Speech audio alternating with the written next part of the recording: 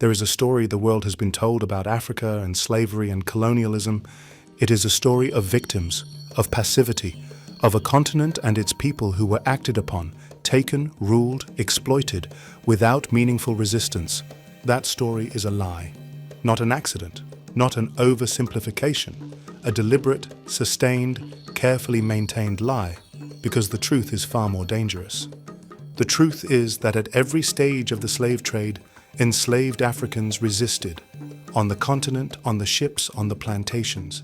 At every stage of colonial conquest, African peoples fought back, with armies, with diplomacy, with guerrilla warfare, with poison, with silence, with culture.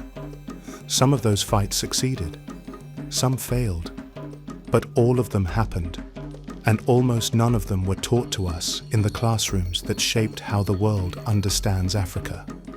Because a people who know they descend from resistors are harder to convince they are powerless, and a colonial system that depends on African submission cannot afford for Africans to know their own history of defiance. Today we are going to restore those names, those battles, those strategies, those moments of extraordinary courage that were written out of the official record and written back in by the people who lived them.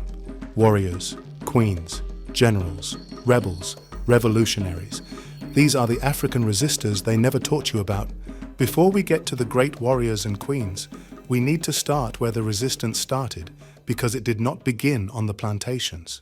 It began the moment people were seized. Scholars studying the records of the transatlantic slave trade have documented over 480 shipboard revolts, uprisings by enslaved Africans against their captors while still at sea. 480. That is not a footnote in history. That is a pattern of continuous, organized resistance.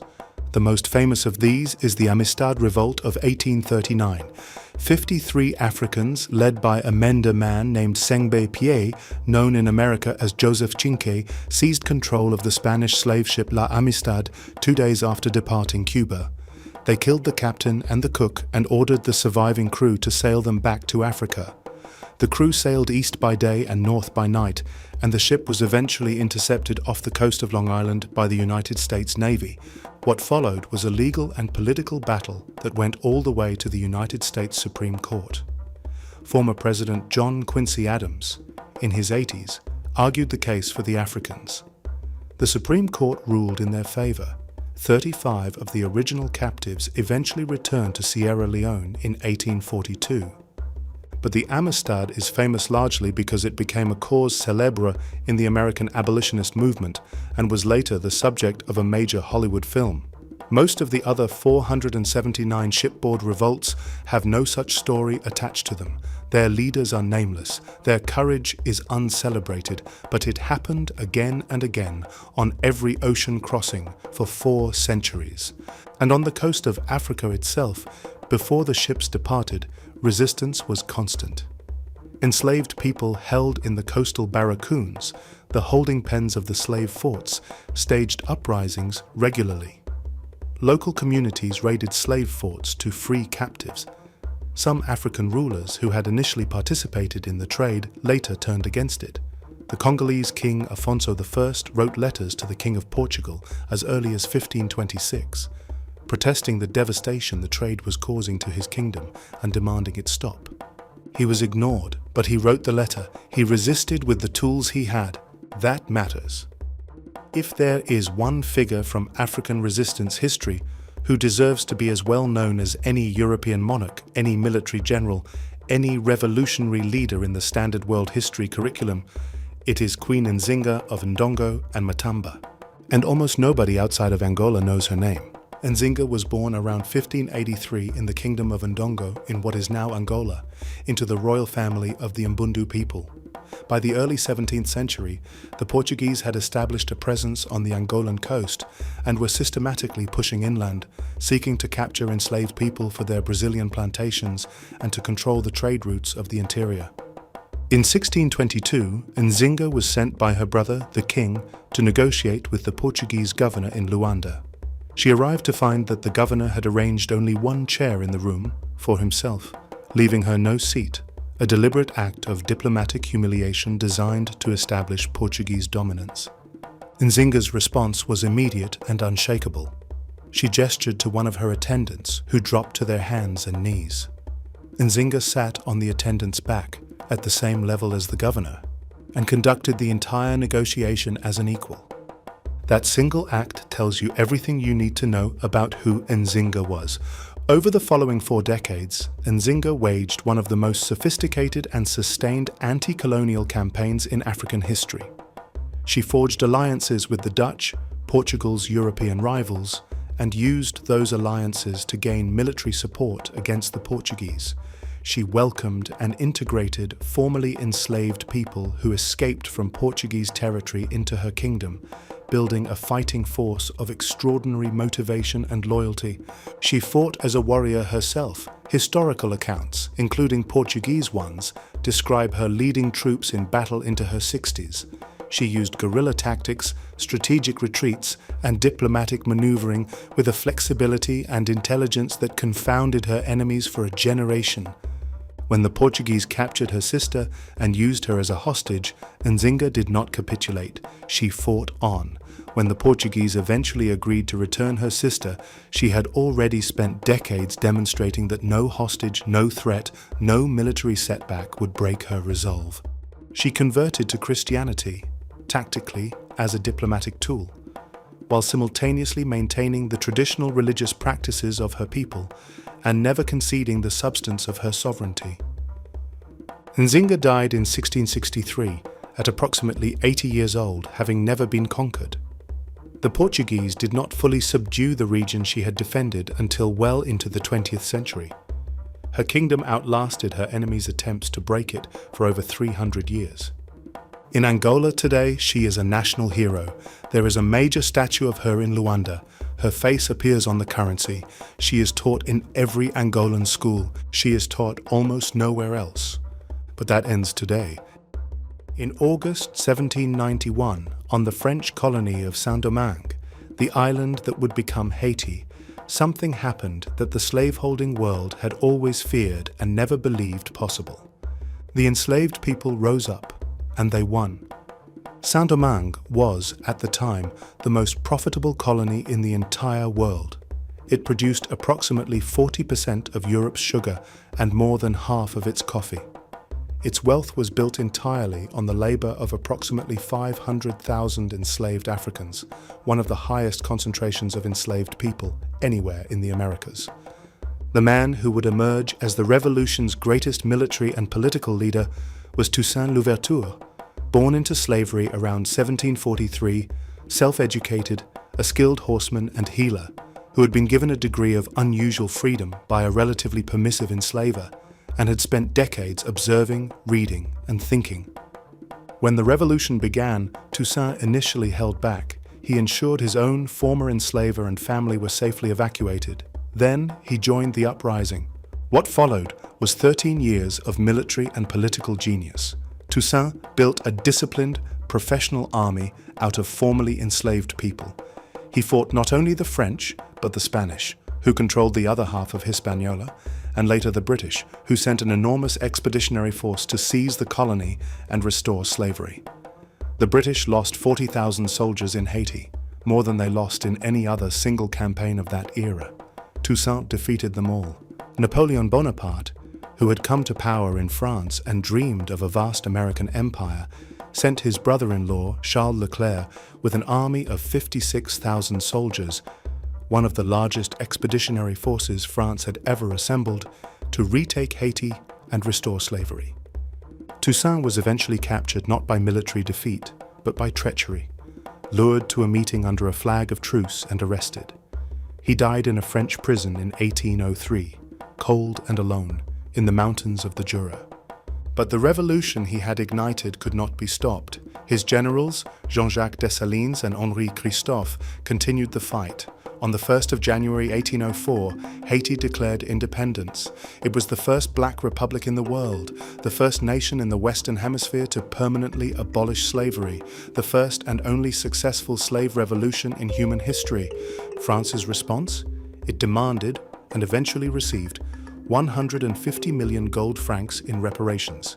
Not from France to Haiti, from Haiti to France. Compensation for the loss of enslaved people and plantation property. Haiti finished paying that debt in 1947. The economic consequences of that payment are still visible in Haiti today. Toussaint Louverture should be in every history textbook on earth. He defeated 3 empires, led the only successful slave revolution in history, and changed the geopolitical map of the Americas. Instead, he gets a paragraph, if that, in most curricula.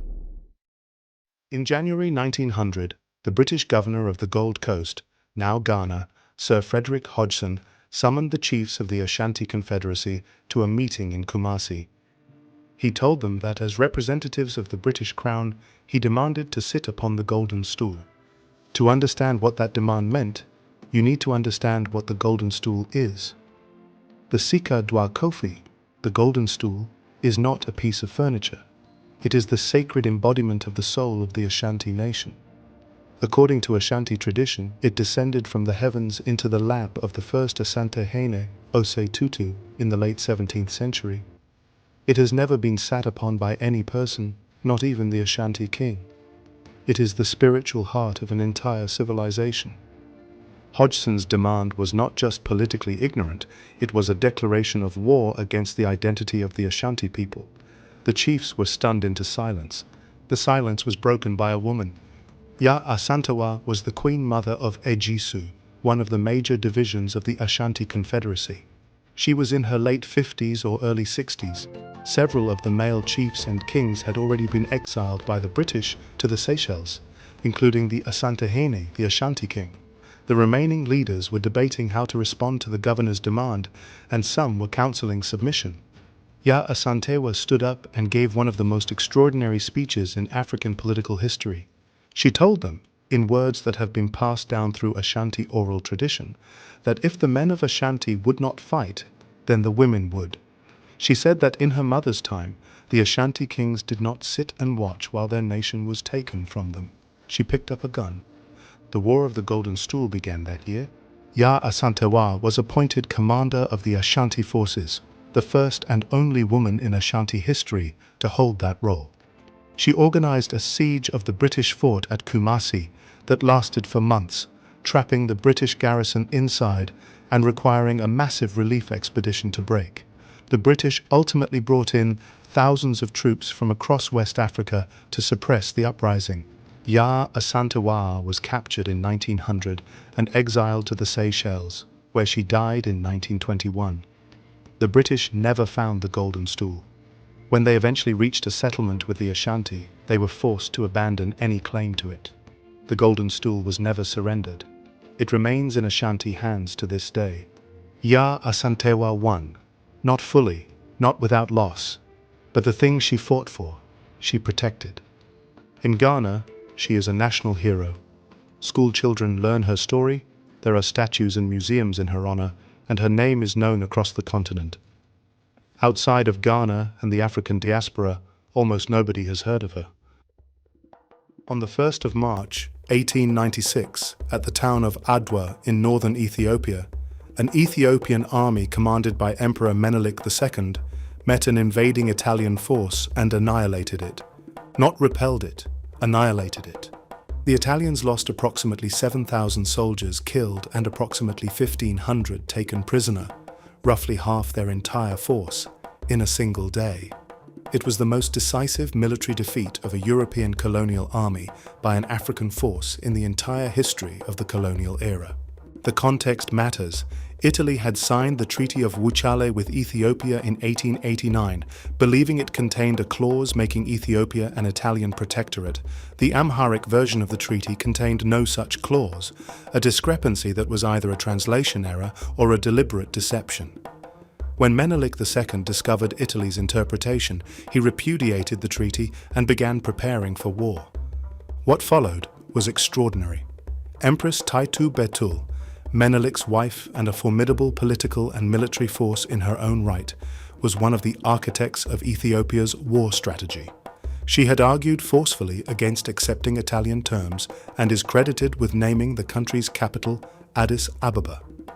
At Adwa, she personally commanded a force of 5,000 soldiers and a significant portion of the supply operation that kept the Ethiopian army fed and armed during the campaign. The Ethiopian army that fought at Adwa was approximately 100,000 strong, a national mobilization on a scale that stunned European observers. Menelik had spent years preparing, acquiring modern rifles through diplomatic maneuvering, and building a force capable of meeting European firepower with firepower. The victory at Adwa had consequences that reverberated across the entire world. Italy was forced to sign the Treaty of Addis Ababa, recognizing Ethiopian sovereignty absolutely. Ethiopia became the only African nation to successfully resist European colonization during the scramble for Africa, and it remained independent through the entire colonial era, with the sole exception of a brief Italian occupation between 1936 and 1941, which was itself ended by Ethiopian resistance with Allied support. The victory at Adwa sent shockwaves through the African and Black diaspora world. It proved for the first time in the modern era that a European army could be defeated by an African one on African soil. It became a symbol of Black resistance and dignity that inspired independence movements across the continent and across the diaspora for generations. It is the reason the Ethiopian flag colors, red, gold, and green, became the Pan-African colors adopted by independence movements from Jamaica to Ghana. While most of Africa was being partitioned at the Berlin Conference, one man in West Africa was doing something extraordinary, building an empire and simultaneously waging a 16-year military campaign against French colonialism that the French military would later describe as one of the most difficult they had ever fought. Samouri Toure was born around 1830 in what is now Guinea. He rose from a trading background to build the Wassoulou Empire, which at its peak covered a territory roughly the size of France, encompassing parts of modern Guinea, Mali, Ivory Coast, and Burkina Faso. He built a professional army, a centralized state, and, crucially, established workshops that produced and repaired firearms, giving his forces a degree of military self-sufficiency that was almost unique in colonial-era Africa. When the French began their expansion into West Africa in the 1880s, Samouri fought them, and fought them brilliantly. He used a strategy of tactical retreat and reconstruction. When the French pushed too hard, he moved his entire empire eastward, establishing a new capital further from their reach, rebuilding his military, and continuing the resistance.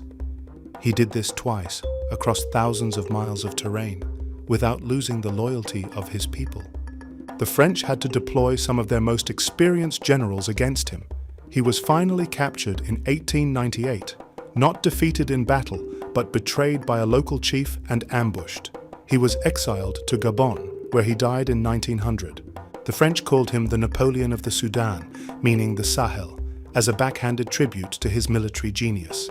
His descendants include Sékou Touré, the first president of independent Guinea, who named his country's currency the Cili in honor of his great-great-grandfather.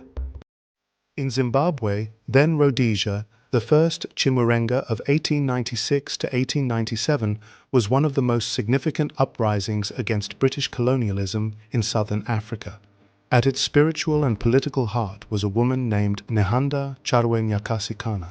Nehanda was a spirit medium, a mhondoro, believed to be the embodiment of the ancestral spirit Nehanda, one of the most powerful spiritual forces in Shona cosmology.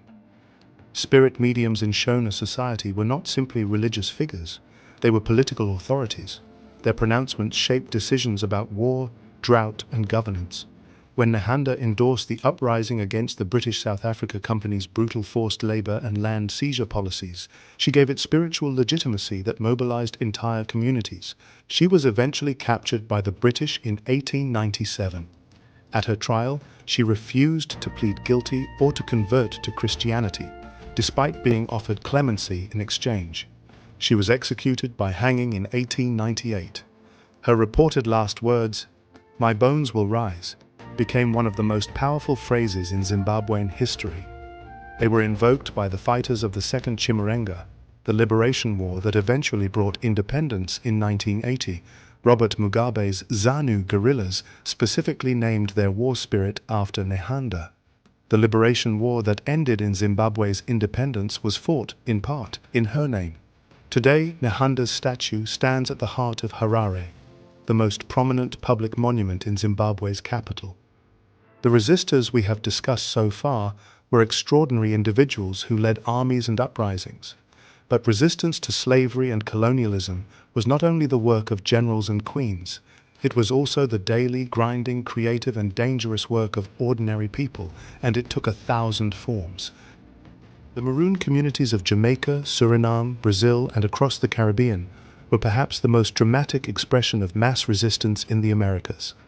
Maroons were enslaved Africans who escaped from plantations and established free communities in the mountains and forests, communities that fought for generations to maintain their freedom against repeated colonial military campaigns. In Jamaica, the Maroons of the Blue Mountains, led in the early 18th century by a woman known as Queen Nanny, or Nanny of the Maroons, fought the British to a standstill in the First Maroon War. Nanny was a military strategist of formidable capability, credited in Jamaican oral tradition with supernatural abilities to catch bullets and return them to the enemy. Whether legendary or literal, her leadership was undeniably real. The British eventually signed a peace treaty with the Jamaican Maroons in 1739, acknowledging their freedom and granting them land. This was not a gift. It was a military concession from an empire that had failed to defeat them. In Brazil, the Quilombo dos Palmares was a free African kingdom established deep in the Brazilian interior by escaped enslaved people. At its height in the late 17th century, it had a population of around 30,000 people, its own governance systems, agricultural economy, and military. The Portuguese and later Brazilian colonial forces launched at least 27 military expeditions against Palmares over nearly a century before finally destroying it in 1694. And beyond these armed communities, resistance took quieter forms that are equally important. Enslaved people slowed their labor deliberately. They feigned illness. They broke tools. They preserved African religious practices under the cover of Catholic saints, creating traditions like candomblé in Brazil, Vodou in Haiti, and Santeria in Cuba that carried African spiritual systems, languages, and worldviews across the ocean and through centuries of oppression. They named their children with African names in secret. They passed knowledge through song. They kept genealogies in their memories when no paper was allowed. They created, they healed, they preserved. Every act of cultural preservation was an act of resistance. And those acts are the reason African culture, African music, African spiritual practice, African language did not die in the hold of a ship or on the floor of a plantation. We have only scratched the surface. We have not spoken of Shaka Zulu, who in the early 19th century built a military revolution that transformed the entire political landscape of southern Africa. We have not spoken of Lat Dior of Senegal, who died fighting the French rather than see a railway bisect his kingdom. We have not spoken of Hendrik Witbooi and Samuel Maharero of Namibia, whose Herero and Nama peoples fought German colonial genocide, the first genocide of the 20th century, in 1904. We have not spoken of the Mau Mau fighters of Kenya, whose uprising against British colonialism in the 1950s was met with concentration camps and torture that the British government kept classified for decades. And we have not spoken of the political resistors, the lawyers, the writers, the intellectuals, the organizers, Kwame Nkrumah of Ghana, Patrice Lumumba of Congo, assassinated with CIA and Belgian involvement for daring to suggest that Congolese mineral wealth should benefit the Congolese. Steve Biko of South Africa, beaten to death in a police cell in 1977 for teaching black South Africans to know their own worth. Here is what all of these people have in common. They knew something. They knew that the systems arrayed against them, slavery, colonialism, apartheid, exploitation, were not natural, were not inevitable, were not expressions of some permanent hierarchy of human worth. They were choices made by people for profit. And what people choose, people can unchoose. That knowledge is dangerous. It is why they were erased. It is why you were not taught their names. And it is why learning their names is not just a historical exercise. It is the recovery of a truth that was stolen from you. Nzinga, Toussant, Ya Asentawa, Menelik, Taitu, Samouri, Nehanda, Nani, the captain of the Amistad who was just trying to go home. Now, tell me in the comments, which resistor hit you hardest in this video? Which story did you already know? And which one completely blindsided you? And if there is a resistor from your community, your family's history, your country, that was not mentioned here, put their name in the comments. Let us build the list together. Subscribe, hit the notification bell, share this with someone.